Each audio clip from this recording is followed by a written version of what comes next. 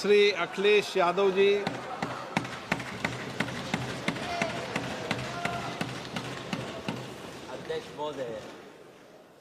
अध्यक्ष महोदय, मैं आपका धन्यवाद देना चाहता हूं कि इस महत्वपूर्ण विषय पे मुझे बोलने का मौका दे रहे हैं। मैं अपने साथी माननीय सदस्य गौरव गोगोई जी के से सहमत हूं। बहुत सारे महत्वपूर्ण उन्होंने बिंदु उठाए और अध्यक्ष महोदय,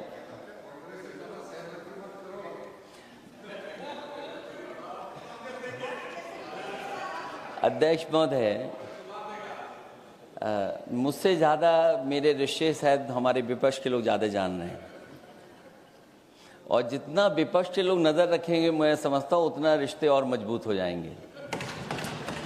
अध्यक्ष महोदय, मैं आंदोलन को बहुत दूर से देख रहा था और उस आंदोलन में जो जीत के बाद नारा लगा, एक नारा लगा अध्यक्ष महोदय, सरकार के खिलाफ नारा लगा कि सरकार को ये अहंकार था कि सरकार झुकती नहीं है, लेकिन उन्हीं नई पीढ़ी के लोगों ने ये वो नारा दिया कि झुकाने वाला चाहिए, सरकार भी झुकती है और सरकारों को झुकाना भी नौजवानों को आता है। सरकार झुकी और स्वीकार किया उन्होंने। जो करोड़ों नौजवान जो मांग कर रहे थे कि सबसे पहले जो मंत्री जी हैं वो इस्तीफा दें, और बिंदु दूसरे अलग हैं जो हम लोगों को जानकारी में मिल रहा है। अध्यक्ष महोदय, सरकार हर विषय पे स्वीकार किया है, लेकिन पता नहीं अध्यक्ष महोदय ये बात समझ में नहीं आ रही है कि सदन में उन आश्वासनों को क्यों नहीं रख रही है सरकार, जो सहमति बनी है। और उसके बाद अध्यक्ष महोदय, हम लोगों ने देखा कि जब मंत्री जी लौटे हैं, मंत्री नहीं रहे, उसके बाद सदन के बाहर उनका स्वागत किया गया। अध्यक्ष महोदय, जो स्वागत हुआ उसके लिए हमें कोई शिकायत नहीं है, लेकिन माननीय सदस्यों को कितनी बड़ी राहत मिली होगी, कितने बड़े संकट से बचाया उन्होंने। एक प्रधान जी को हटा करके प्रधानमंत्री बचा लिया आपने।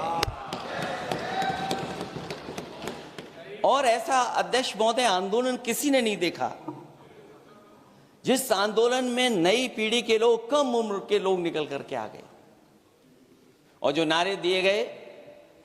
ये सरकार पिछले कई वर्षों से नकारात्मक प्रचार पर टिकी हुई थी, नकारात्मक राजनीति करती थी और न जाने कितने हजार करोड़ रुपए खर्च किए होंगे सरकार ने नकारात्मक राजनीति के लिए। लेकिन नई पीढ़ी को मैं बधाई देना चाहता हूं, उनके मनोबल को और उनकी एकता को, और जिस तरीके से उन्होंने प्रचार किया, अंततः सरकार को झुकना पड़ गया। भाजपा वचन नहीं देती, जुमला देती है। तो मुझे उम्मीद है कि सभी युवा नौजवानों का जो मांग की है उन्होंने, उन सभी मांगों को सरकार स्वीकार करेगी।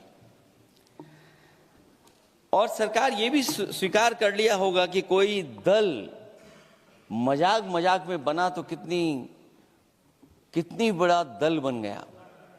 जो कोई चीज मजाक से शुरू हुई वो कितना सीरियस हो गई, और इतना सीरियस हुई कि हमारी सरकार लोकतांत्रिक हो गई कि जो उनको धरने पे बैठने दिया।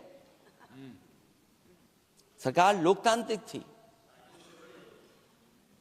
कि उन्हें धरने पर बैठने दिया। हमने वो भी समय देखा है कि जहां पर धरने पर नहीं बैठने दिया, वर्षों वर्ष लोग बैठे रहे धरने पर, उनकी सुनी नहीं गई। इसी दिल्ली को घेरा था किसानों ने, और सरकार को लगा कि चुनाव आ गया तो सरकार ने तीनों काले कानून वापस ले लिए।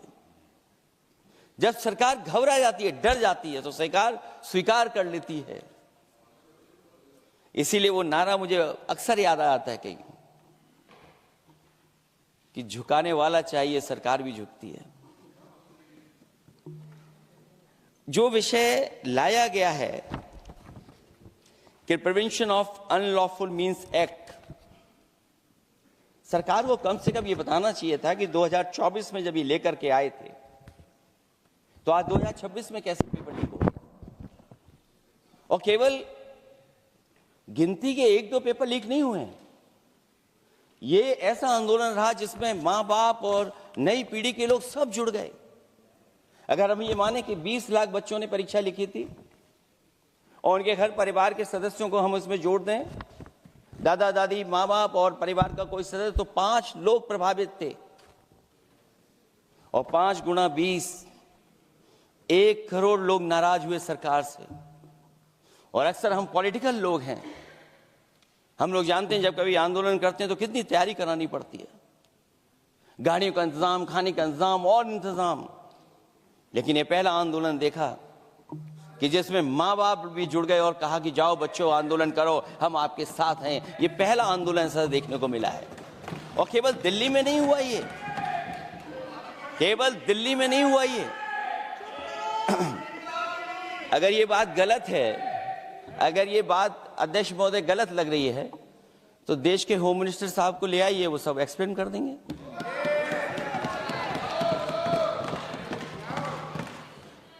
पहला आंदोलन जिसमें मां बाप ने साथ दिया, क्योंकि परीक्षा से कितना दुखी हैं लोग। ये जो परीक्षाएं लीक हुई हैं, कई महीनों पहले ये किताब बना दी थी। और अध्यक्ष महोदय, जो लोग चढ़ावा चोरी नहीं बचा पाए, वो पेपर लीक कैसे बचा पाएंगे? जो भगवान के दरबार से दान गायब हो गया, दान चला गया, वो लोग पेपर लीक बचाएंगे? किस कानून को, जो कानून पहले बनाया उसी कानून का संशोधन करके लेकर आए हैं? किसकी आंखों में आप धूल झोंक रहे हैं? और अगर कानून से बच रहा होता तो भाजपा की 10 साल की सरकार में 20 परीक्षाएं कैसे लीक हो गई? 20 परीक्षाएं लीक हुई अध्यक्ष महोदय, जिसमें कोर्ट तक जाना पड़ा, उसके बाद परीक्षा रद्द हुई है। दरोगा भर्ती का पेपर लीक हो गया, जूनियर इंजीनियरिंग के भर्ती का पेपर लीक हो गया, ग्राम विकास पंचायत अधिकारी का पर्चा लीक हो गया, नलकूप चालक भर्ती का, यूपी टीईटी का परीक्षा लीक हुआ। और एक बार नहीं हुआ, 3 बार पेपर लीक हुआ यूपी टेट का। हाई स्कूल बोर्ड का परीक्षा लीक कर दिया, इंटरमीडिएट की बोर्ड की परीक्षा लीक हुई, इंटरमीडिएट का फिर परीक्षा का लीक हुआ, कई बार हुई। सिपाही भर्ती लीक हुई। आप सोचिए कितनी परीक्षाएं लीक हुई हैं। और नीट परीक्षा कोई पहली बार लीक नहीं हुई, दोबारा लीक हो गई, कानून बनने के बाद लीक हुई। सहायक प्रोफेसर भर्ती लीक है, लेखपाल भर्ती लीक हुई। यूपी जैसे स्टेट, जो सबसे बड़ा स्टेट है, जहां से प्रधानमंत्री चुन करके आते हो, वहां तक पेपर लीक हो जा रहा है। और जो संस्था परीक्षा एग्जामिनेशन करा रही है, वो एनटीए में भी आउटसोर्स कर दिया आपने। हम विपक्ष के लोगों को तो डर ये लगता है अध्यक्ष महोदय, कहीं ऐसा ना हो कि ये पूरी सरकार को आउटसोर्स कर दें। आउटसोर्स सरकार है, जो सबसे विश्वसनीय संस्था है, उसमें आउटसोर्स पे आपने कर्मचारियों को रखा हुआ है। किस बात की जवाबदेही है? यही अकाउंटेबिलिटी है आपकी? कहीं अकाउंटेबिलिटी ये तो नहीं है, आप अकाउंटेबिलिटी को ये कहीं समझ बैठे हो कि अकाउंट को भर दे वो एबिलिटी वाला ही हमें चाहिए? कहीं वो अकाउंटेबिलिटी तो नहीं है। आप बताइए, एनटीए को आउटसोर्स किया हुआ है आपने। जिस संस्था की जिम्मेदारी है महत्वपूर्ण परीक्षा कराने की, उसमें सब आउटसोर्स। और ये सच कहा कि कांग्रेस पार्टी के हमारे सदस्य ने मांग की है कि वो हम लोगों को पता होना चाहिए आखिरकार कौन लोग थे जो आउटसोर्स होकर के बैठ करके परीक्षा में इस तरह की घोटाला कर रहे थे। आखिरकार जवाबदेही क्या है, किसकी थी? और फिर केवल नीट की परीक्षा की बात करें और परीक्षाओं की बात करें, अगर हम अध्यक्ष महोदय, जब से सरकार बनी है तब से सरकार की कोशिश रही है कि शिक्षा, परीक्षा और यूनिवर्सिटी का ताना बाना पूरा ध्वस्त हो जाए, उसको एक रंगी बना दें हम, उसमें अंडरग्राउंड अनरजिस्टर्ड लोग शामिल हो जाएं। ये पिछले जब से भारतीय जनता पार्टी की सरकार आई है तब से हो रहा है। और फिर शुरुआत कहां से होती है? क्योंकि आप नहीं चाहते कि देश के गरीब लोग पढ़ें लिखें आगे बढ़ें। सरकार ने सबसे पहले हमला किया प्राइमरी स्कूल पर, और प्राइमरी स्कूल कितने बंद किए हैं आपने? जहां से बच्चे की शिक्षा की यात्रा शुरू होती है। एक गरीब परिवार का बेटा, बच्चे कहां से पढ़ करके निकलते हैं? सबसे पहले प्राथमिक शिक्षा सरकारी स्कूलों से पढ़ करके निकलते हैं।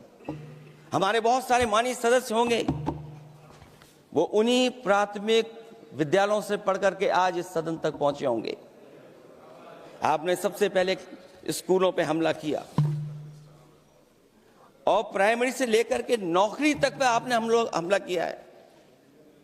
युवाओं के भविष्य पर आपने चोट पहुंचाने का काम किया है। और जो प्राइमरी स्कूल जो आपने बंद किए हैं, वो इसीलिए बंद किए हैं आपने कि पिछड़े, दलित और गरीब के वर्ग के परिवारों के बच्चे पढ़ लिख न जाएं। क्योंकि आज भी अगर हम देखते हैं प्राइमरी स्कूल में कौन पढ़ने जा रहा है? सबसे समाज के गरीब परिवार के बच्चे पढ़ करने जा रहे हैं। सबसे पहला हमला आपने वही किया, और इसीलिए किया क्योंकि नींव पर ही अगर हमला होगा तो ये आगे नहीं बढ़ पाएंगे। जो आंकड़े सरकार के बताए गए हैं, 1 लाख से ज्यादा सरकारी प्राइमरी स्कूल बंद कर दिए सरकार ने। और अगर ये बात गलत है तो हमें उम्मीद है सरकार इस पर भी जवाब देगी। और अगर हम आंकड़े निकालें तो जो आंकड़े दिखाई दे रहे हैं, यूपी में सबसे ज्यादा प्राइमरी स्कूल बंद हुए हैं। और ये सरकार के आंकड़े हैं कि 7 लाख से ऊपर विद्यालय थे जो अब 6 लाख रह गए हैं। और यूपी में तो सबसे ज्यादा बंद हुए हैं। उत्तर प्रदेश में 26,386 सरकारी प्राइमरी स्कूल बंद कर दिए सरकार ने। और केवल प्राइमरी स्कूल बंद